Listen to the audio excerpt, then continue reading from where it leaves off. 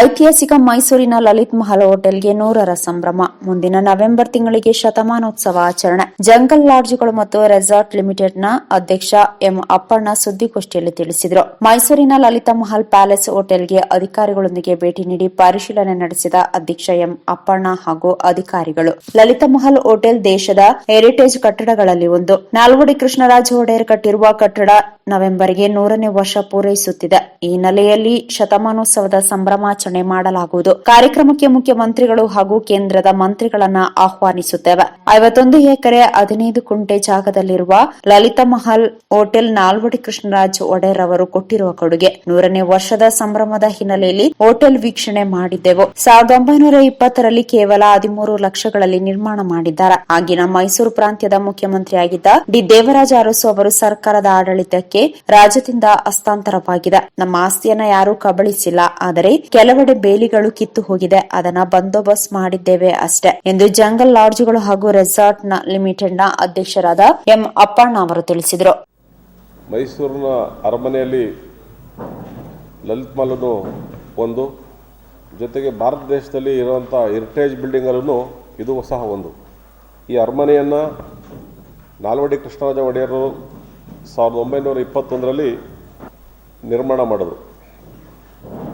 ಅಂದರೆ ಈಗ ನವೆಂಬರ್ ಬಂದರೆ ಇದಕ್ಕೆ 100ನೇ ವರ್ಷ ಆಗುತ್ತೆ. ಆ 100ನೇ ವರ್ಷದ ನಿಮಿತ್ತ ತಾಯಿ ಚಾಮುಂಡೇಶ್ವರಿ ಕೃಪೆನೋ, ನಾನು ಈ ಸ್ಥಳೀಕನಾಗಿ ಈ ಸಂಸ್ಥೆಗೆ ಒಂದು ಅಧಿಕಾರದಲ್ಲಿದ್ದೇನೆ.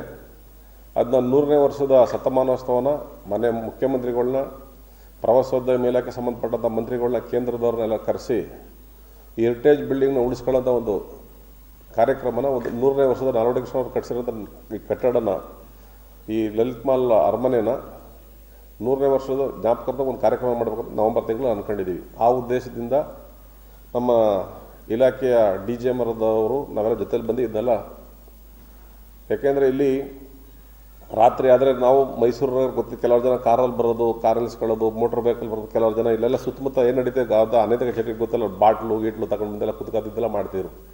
ಆ ದೃಷ್ಟಿಯಿಂದ ನಮ್ಮದೇ ಏನು ವ್ಯಾಪ್ತಿ ಬರ್ತಿಲ್ಲ, 51 ಎಕರೆ 15 ಕುಂಟೆ ಬರುತ್ತೆ. ಲಲಿತ್ ಮಹಲ್ ಸಂಬಂಧಪಟ್ಟಂಥ ಆಸ್ತಿ 51 ಎಕರೆ 15 ಕುಂಟೆ ಬರುತ್ತೆ. ಅದು ನಾಲ್ವಡಿ ಸರ್ಕಾರ ಕೊಟ್ಬಿಟ್ರದು. ಆ 51 ಎಕರೆ ಬೇಲಿ ಆಲ್ರೆಡಿ ಆಗಿದೆ ನಮ್ದು, ಯಾರು ನಮ್ದೇನು ಅತಿಕ್ರಮ ಮಾಡ್ಕೊಂಡಿಲ್ಲ. ಕೆಲವರು ಬೇಲಿ ಗೀಲಿ ಕಿತ್ತೋಗಿರೋ ಸಣ್ಣ ಪಣ್ಣ ರಿಪೇರಿ ಏನಿದೆಯೋ ಅದನ್ನೆಲ್ಲ ರಿಪೇರಿ ಮಾಡಿಸಿ ಸ್ವಲ್ಪ ಇದೆಲ್ಲ ಸ್ವಚ್ಛವಾಗಿ ನಾವು ಶತಮಾನೋತ್ಸವ ಏನು ಯದುವಂಶ ಮಾಡಿದ್ರು ಈ ಅರಮನೆಯನ್ನು, ಇದನ್ನ ಉಳಿಸ್ಬೇಕು ಅಂದರೆ